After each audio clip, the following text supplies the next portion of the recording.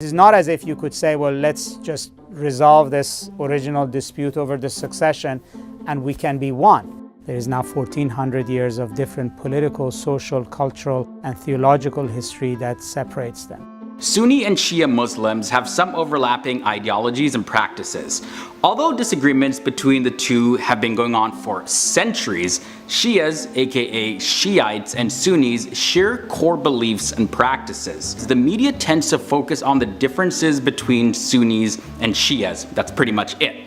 But in this episode, I'm going to look at 5 similarities as well as 5 differences. And it's important to note that many Muslims do not distinguish themselves by claiming membership to any particular group of Islam, but they just refer to themselves simply as Muslims and just being a part of Islam, period.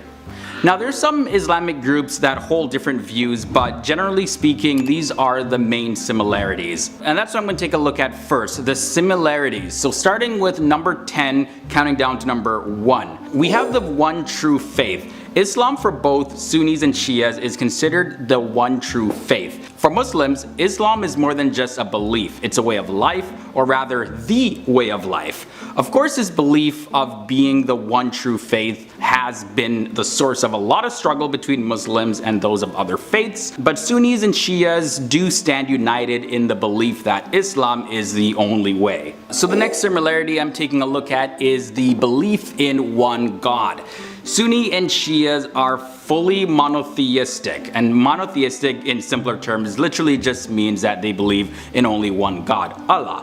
While some denominations of Christianity, for example, they take a look at their prophet Jesus and put him as equal with God, and of course include him in the Godhead or the Trinity, doctrines like that. But Muslims regard their prophet Muhammad as just someone who was inspired by God, but he was still just a human. Sunnis and Shias believe their belief of monotheism is the correct belief because there is only just one God, and there doesn't leave any room for any doctrines like the Trinity, where 3 is considered 1, or the beliefs like in Hinduism, for example, where a supreme being is identified, yes, but the being can be worshipped through various manifestations of different gods or goddesses. Islam doesn't have anything to do with that. It's just, nope, one God, period. That's it. That's all you gotta know. The next similarity is the Quran. So the Quran is a holy text of both Sunnis and Shias.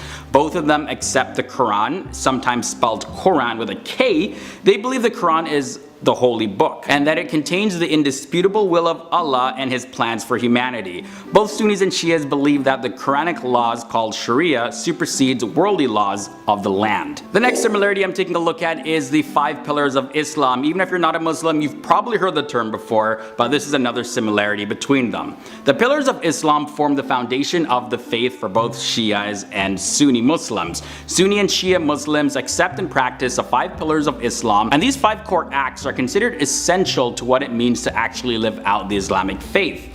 The 5 pillars are summarized as follows: the declaration of the belief in Allah as the one true God and his last prophet, Muhammad. Second is daily prayers. Third is charitable deeds and giving to the less fortunate. Fourth is fasting during the Muslim holy month of Ramadan. And 5 is taking a pilgrimage to Mecca at least once in your lifetime, as long as you can afford it and are physically able to do so. Next similarity is the use of images. So the Arabic calligraphy is a stylized and very fascinating form of decor. Calligraphy is very different because any depiction of the human form, especially of the prophets of Islam, are viewed as idolatry by both Sunnis and Shias, which is considered a sin. In the art and architecture of Sunni and Shia, you will not find any representations of Allah or the Prophet Muhammad, as you might expect to find artwork of gods in Hindu temples. Instead, both Sunnis and Shias decorate their mosque with patterns and shapes and quotes in Arabic calligraphy. So those are 5 of the main similarities. Now I want to transition over and move on to 5 of the main differences. So let's take a look. The Shia-Sunni divide is a political and religious divide around who was the rightful heir after the passing of the Prophet Muhammad in early Islam. The first difference to take a look at is the leadership and name. So the division between Shia and Sunni dates all the way back to the passing of the Prophet Muhammad in the year 632. This raised the big question of who is going to take over the leadership of the Muslim nation. Sunnis make up the largest branch of Islam, and the word Sunni in Arabic comes from the word meaning one who follows the traditions of the Prophet. Sunni Muslims agree that the new leader should be elected among those that are capable to carry out the job. Abu Bakr, a friend and advisor of the Prophet Muhammad, became the first caliph, which is a successor or deputy of the Prophet of the Islamic nation. Shia Muslims, they believe that following the Prophet Muhammad, leadership should have passed directly to his cousin and son-in-law, Ali bin Abu Talib, and Shia Muslims do not recognize the authority of elected Muslim leaders, choosing instead to follow a line of imams which they believe have been appointed by the Prophet Muhammad or by God himself. The word Shia in Arabic means a group or supportive party of people. About 85% are Sunni and 15% are Shia. This is a conflict of identity far more than it is a conflict of belief and practice. People actually do feel this divide deeply. So the next difference is the location. Sunni Muslims make up an 85% majority of the Muslims from all around the world. Countries like Saudi Arabia, Egypt, Yemen, Pakistan, Indonesia, Turkey, Algeria, Morocco, and Tunisia are predominantly Sunni. Large populations of Shia Muslims can be found in Iran and Iraq. Large Shia minority communities can also be found in countries like Yemen, Bahrain, Syria, and Lebanon.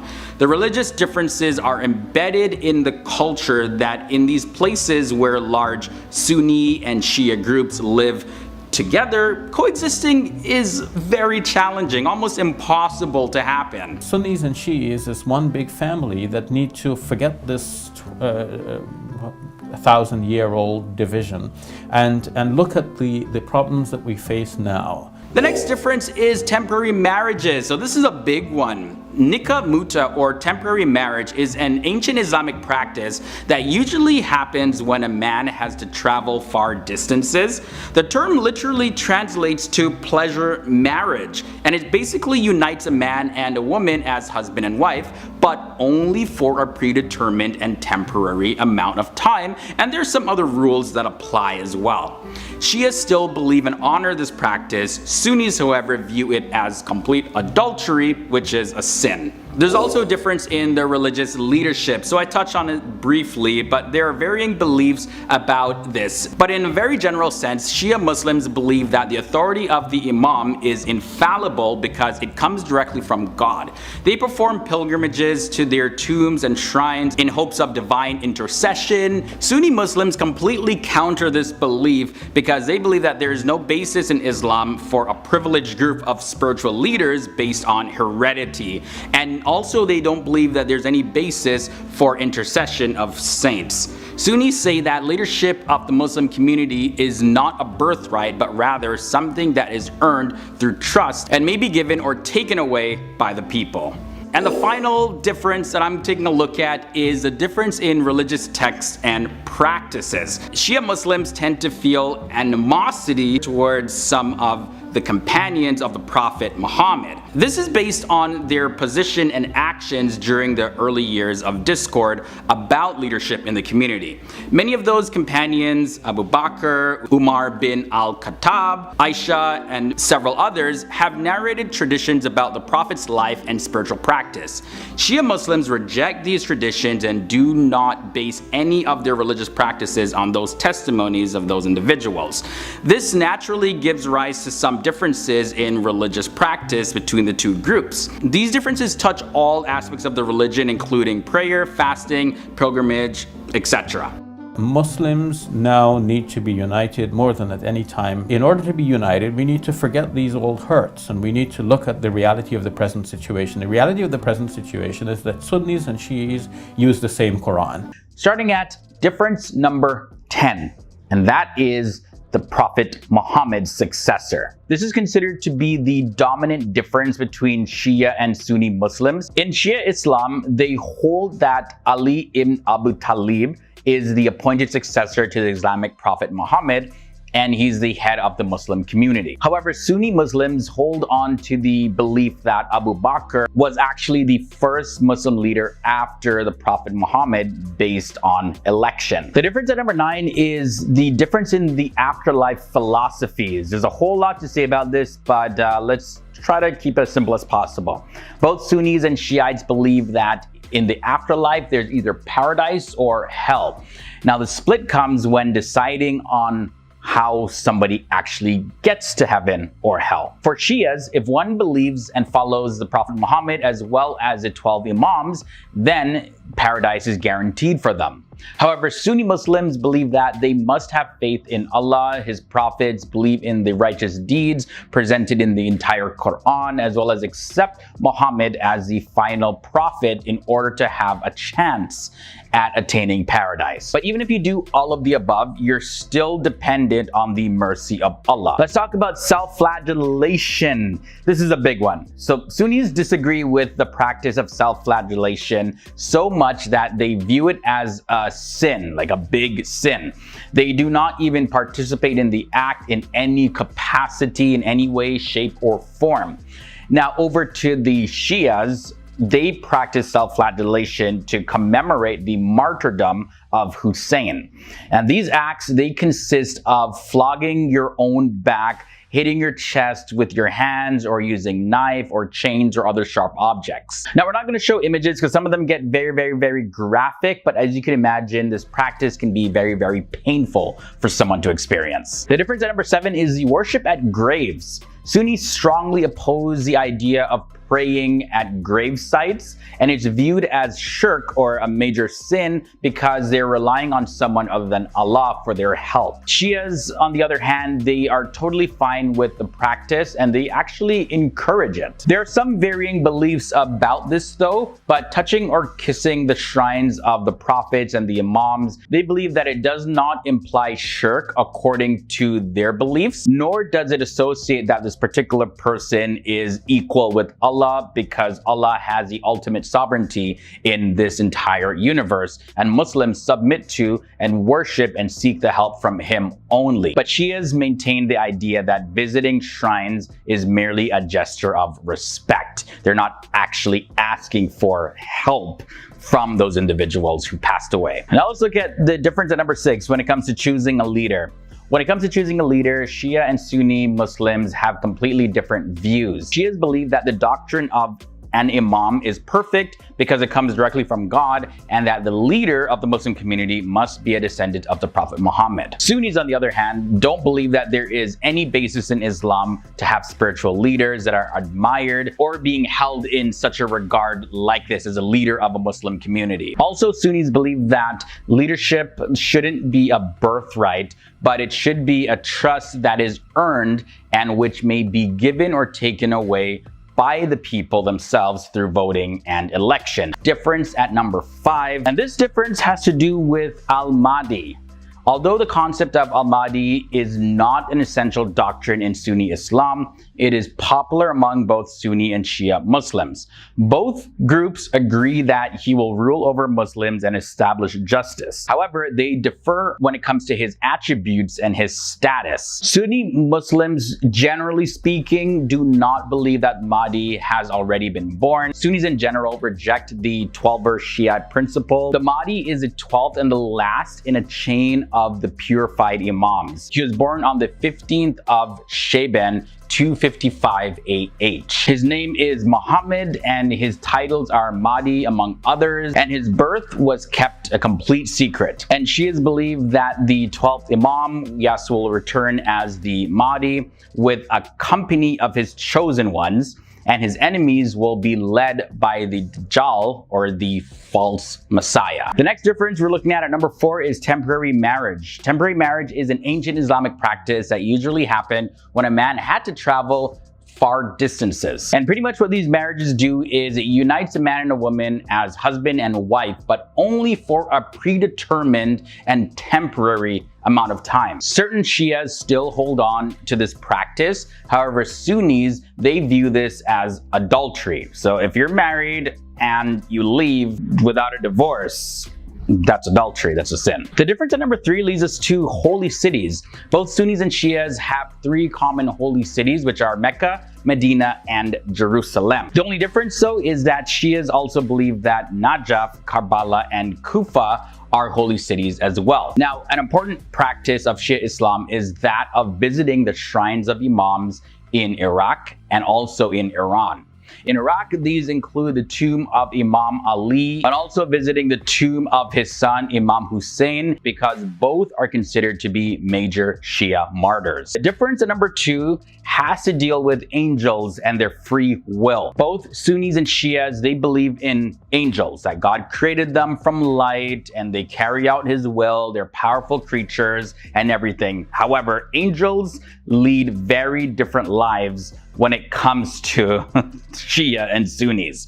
Okay, so for Shias, they believe that angels obey God's commandments, but they are granted the option to disobey. But with this belief though, Shias believe angels have no desire to sin, so they remain faithful regardless, but they do have the option to sin if they choose to.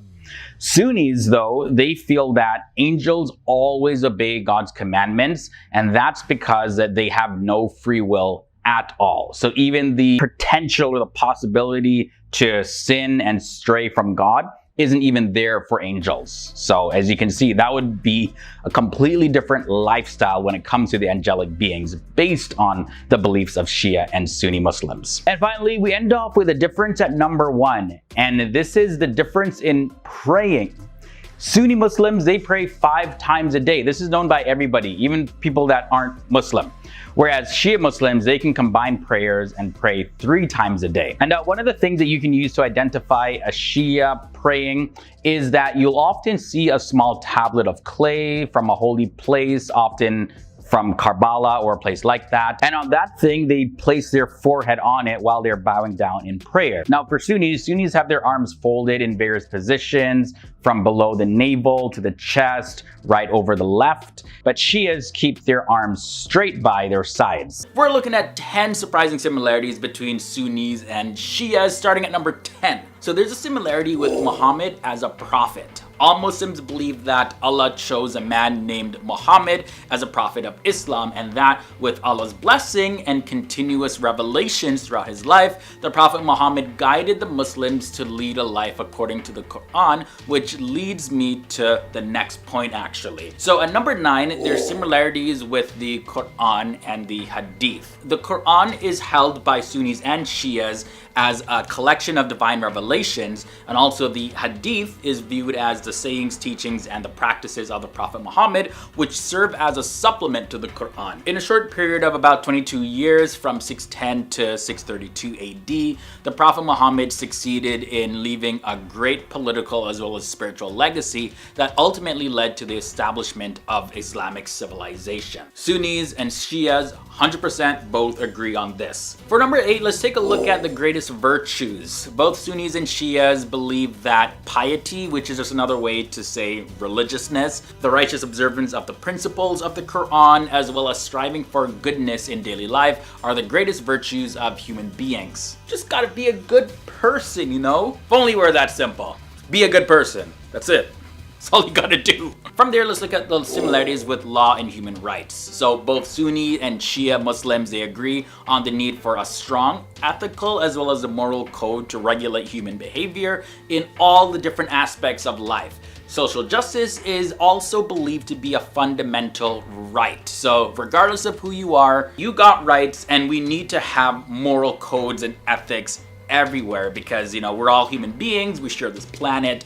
We all should be given a chance, you know, a fair chance at life, and be treated with respect and love and appreciation. Moving on to number 6, the pillars of Islam. Sunnis and Shias, they share the belief that there are 5 pillars of Islam, specifically like these 5 practices. The 5 pillars generally associated with Sunni Muslims are the oneness of Allah and the prophethood of Muhammad. Then there's the 5 obligatory prayers. There's also the fasting and charity and the pilgrimage to Mecca at least once in your lifetime. Now the thing is that Shias also recognize the importance of these acts, and they also have fundamental beliefs that are often seen as the 5 pillars of Shia Islam. And those are Tawhid, which is monotheism, which is a belief in the oneness of God. Then there is Adl, which is a belief in God's justice. Then Nubuwa, which is the prophethood. The Imama, which is the succession to the Prophet Muhammad, where we get the word Imam. And then there's Mi'ad, which refers to the Day of Judgment and the resurrection. So this is a similarity that's kind of a difference as well. But the main similarity though is that when I talked about the 5 pillars of Islam that are associated with Sunni Muslims, Shias hold those in high regard as well. So although you can find different quote-unquote pillars in each of these sects, they 100% agree on the first 5 pillars that I listed. Now let's take a look at the last 5 similarities that I want to share. Number 5, we have the lunar calendar. Both of these sectors of Islam, they share the Muslim lunar calendar. The Islamic calendar depends on the movement of the moon. So the beginning of each month is marked by the observance of a new moon. For Islamic events, Sunnis and Shias do not use the Gregorian calendar. It all depends on the lunar calendar. There's also a similarity with Ramadan. So I mentioned the fasting, and that happens in the month of Ramadan. And Ramadan is the 9th month in the Islamic lunar calendar, and it's observed by Muslims worldwide as a month of fasting, as well as prayer, self-reflection, and community. Similarity at number 3 is prayer. So Salah, aka prayers, is an obligatory religious duty for every single Muslim. These prayers are a physical, mental, as well as a spiritual act of worship that is observed and done in certain ways. Muslims, while praying, will stand up, they'll bow, they'll prostrate themselves, they'll sit down, and there may be variations in the specific way in which the prayers are conducted for Sunnis and Shias,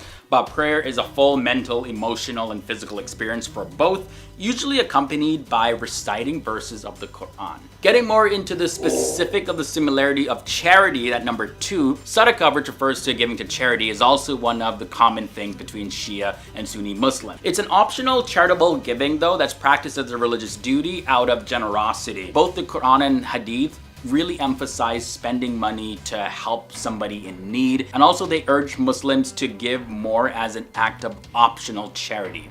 According to the Quran, it says, spend something in charity out of the substance which we have bestowed on you, before death should come to any of you. And that's found in the Quran, Surah 63, verses 10. And as a matter of fact, in the Quran, Surah 107, verses 1 to 7, you'll find one of the early teachings of the Prophet Muhammad. And that teaching was God expects people to be generous with their wealth and to not be very stingy with it. And finally, the similarity that I want to mention at number 1 is both Sunnis and Shias perform Hajj.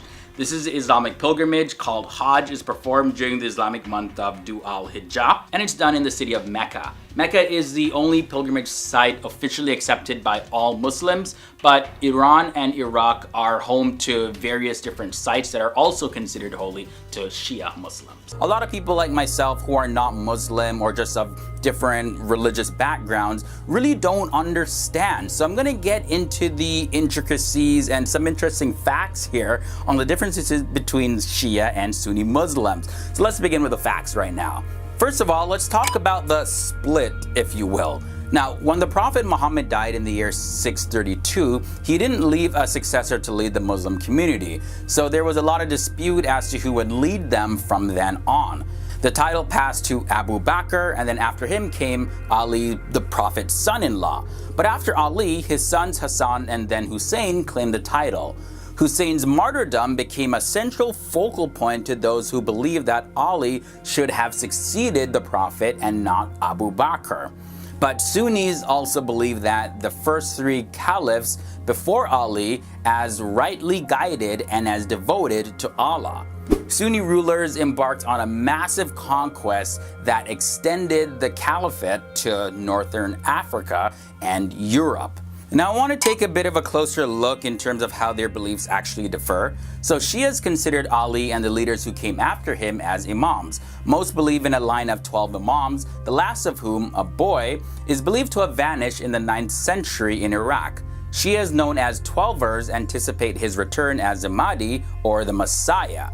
Sunnis emphasize God's power in the material world, while Shias value martyrdom and sacrifice. Now, despite these differences in opinions and practices, Shia and Sunni Muslims share the main beliefs of Islam and are considered by most to be brothers. That's why you don't hear anyone calling themselves Shia Muslim or Sunni Muslim. They're simply Muslim. So just want to clear that up before I continue this episode. So now let's talk about a little bit of where they're located around the world. Now, more than 85% of the world's 1.8 billion Muslims are Sunni. They live across the Arab world, as well as in countries such as Turkey, Pakistan, India, Bangladesh, Malaysia, and Indonesia. Iran and Iraq and Bahrain are largely Shia. The Saudi royal family practices a conservative brand of Sunni Islam known as Wahhabism. Now, in terms of their religious leadership, so Shia Muslims believe that the Imam is pure by nature and that his authority is unquestionable because it comes directly from God. Therefore, Shia Muslims often venerate their Imams as saints. On the other hand, Sunni Muslims say that there is no basis in Islam for a hereditary privileged class of spiritual leaders, and no basis at all for the veneration of saints.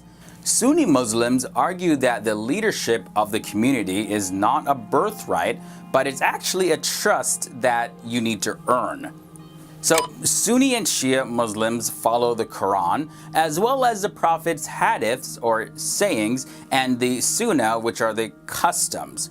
They also adhere to the 5 pillars of Islam. Now, in countries ruled by Sunnis, the Shias tend to be among the poorest of the population. They would often see themselves as being victims of discrimination and some form of oppression. But on the other hand, Sunni extremists often denounce Shia as heretics. But I'm not going to dive too much into that because it's a lot of opinions and speculation of what's really considered oppression and all that stuff. And I'm just going to leave that for people that want to debate that. But I want to move on now into a huge distinction, the Muharram as well as self-flagellation. So Muharram is the first month in the Islamic calendar, right? And the 10th day of Muharram is a day of Ashura. Now, on the day of Ashura, some Shia Muslims march in parades across the streets and flog their own backs with whips or chains. This is to celebrate Hussein and his martyrdom. While this practice is permitted by some Muslims, the Shia community has completely banned this practice. Another distinct belief is their belief in angels. So Shias believe that angels were created by God and they obey God's commands. They have limited free will, but they also have no desire to commit sins. And the Sunnis, on the other hand, believe that God created angels from light, and they believe that they do not have any free will whatsoever, and they always obey God's commands. Shias believe in taqiyya, which is to be able to deny faith under grave danger. So like if somebody's holding a gun to your head and they're saying denounce your faith, it's like, okay, yep, denounce your faith and you're not breaking anything in Islam. Now this extends to the belief that the true meaning of faith is hidden until the coming of the 12th Imam. So the Sunnis don't really place as much importance to the inner meaning of the Quran. They accept that there is an inner meaning, yes, sure, but they stress more on the literal meanings rather than subjective interpretation. And now for the hadiths, right? So the hadiths are collections of reports regarding Muhammad's teachings and life. Though the Quran takes precedence over the hadiths, these texts are often used in Islamic law, especially to settle disputes. Shia Islam rejects Sunni Islam's Katub al-Sitta, or the 5 allegedly original hadiths. It also rejects hadiths attributed to Muhammad's wife Aisha. Likewise, Sunni Muslims reject Shia Islam's 4 books.